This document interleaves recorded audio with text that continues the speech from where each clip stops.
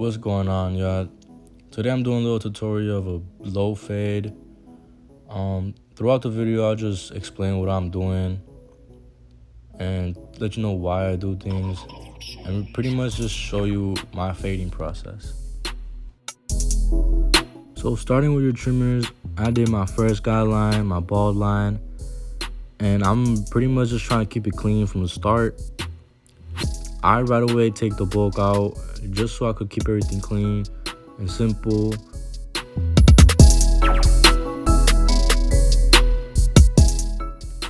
Here I'm trying to keep the guideline pretty low so I won't lose that look of keeping it low or a drop fade. I'm just trying to contour it with his head. Some people have different head shape, so it's just indicating where I want his fade to look and how I want it to come out.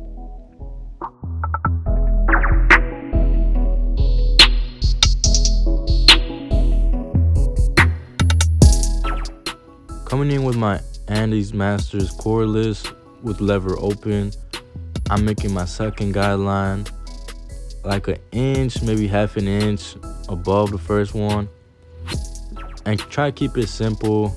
Try to keep it clean. Don't do too much. Don't dig in. Just flick out every time you make a guideline, just so you won't have the trouble of taking it out again.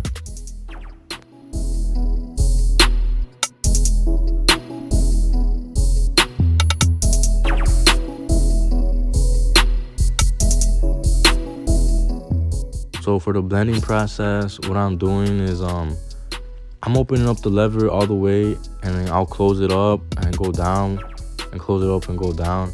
But pretty much you just want to follow the notches on the clipper.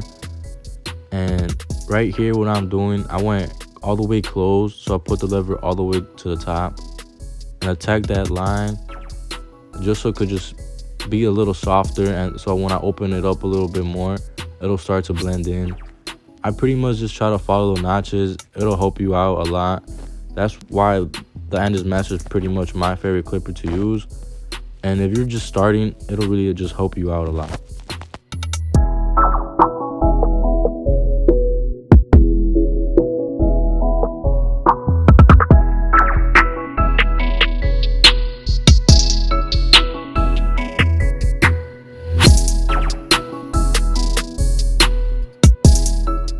So at this point of his haircut, I'm going in with the one guard and lever open.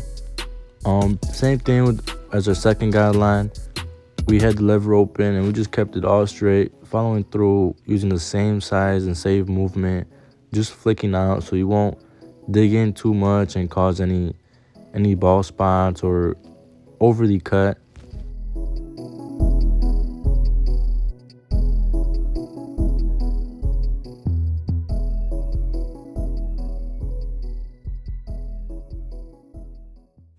For the blending process with the lever open and the one guard, I'm using the 1/16 guard or the 0 guard for your masters. Pretty much just play with the lever or the trigger and try not to close it all the way up and push it high. You want to attack that line, keep it pretty low. You don't want to overly cut hair, because then it'll just lose the whole look or the cleanness of the haircut.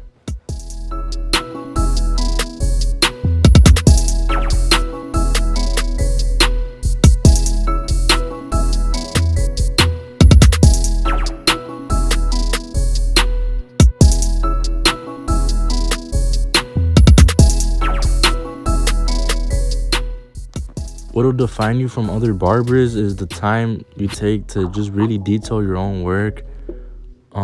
Taking out all those dark spots. Going in right now with the clipper over comb, I'm still getting used to that technique, so I pretty much just go in little by little, cutting just the tips of the hair.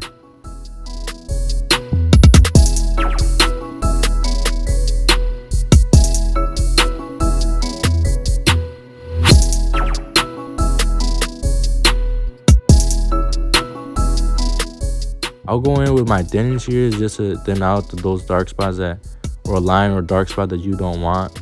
And pretty much using your blending shears, it'll just put the whole cut together. I'm going in with my comb throughout the whole haircut, and I really don't use any other guard like the 2 or the 3, which isn't a bad thing. You could go as high as you want with guards. It's just me personally, I don't use those guards. I feel, in my opinion, it's quicker just to use clipper for comb. Plus it'll just help you keep the same shape throughout the haircut.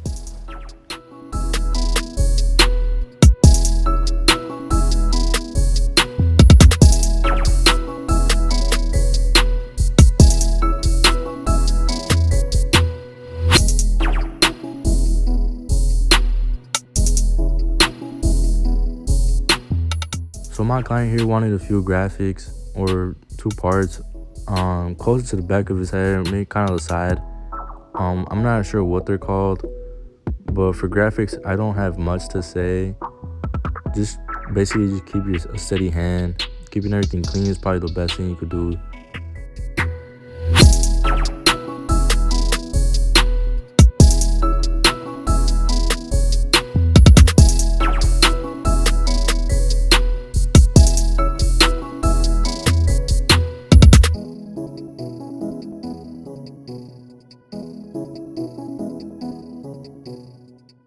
For some shear work, he didn't want to lose too much length, so all I pretty much did was point cutting.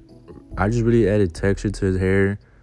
He wanted a more like a crop cut type of look, so all I did was point cut and a few slices across his head. I kind of made like an X when I did slicing. Well, I think that's the term, slicing. And I formed an X throughout his head and pretty much just point cut it just to add texture to the haircut.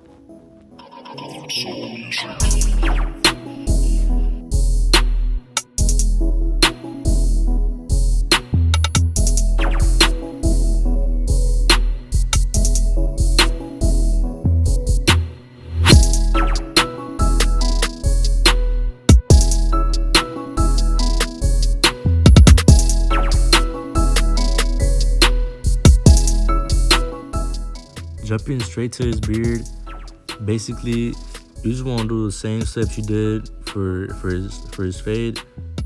Just do the same steps you did for the beard. If your client has a beard, you do a little taper. Taper is basically the same thing as a fade, just in a smaller version. But I did the same steps. I did the half, going with the 1, and then I pretty much just used my corners to blend in the half and the 1. I really didn't use a 1/16 guard at all. And for the razor, you just want to keep it at a 45-degree angle and pretty much just follow how his beard or how the client wants his beard. And lineups, all I could pretty much say is, he already had his lineup pretty decent, so I just pretty much just followed through it. I just went over it one more time. For his beard, I did use enhancements a little bit. He requested it, or beforehand I cut him up like a month ago or 2 months ago, or I don't even know, probably 3 weeks or something. But we did start using enhancements and he liked it, he enjoyed it. So pretty much all I could say with enhancements, mix it right. There's already a few enhancements out there that they already sell pre-mixed. So this is the cut. If you guys have any comments, any ways I could improve this video or my haircuts, just comment below, and honestly just let me know anything.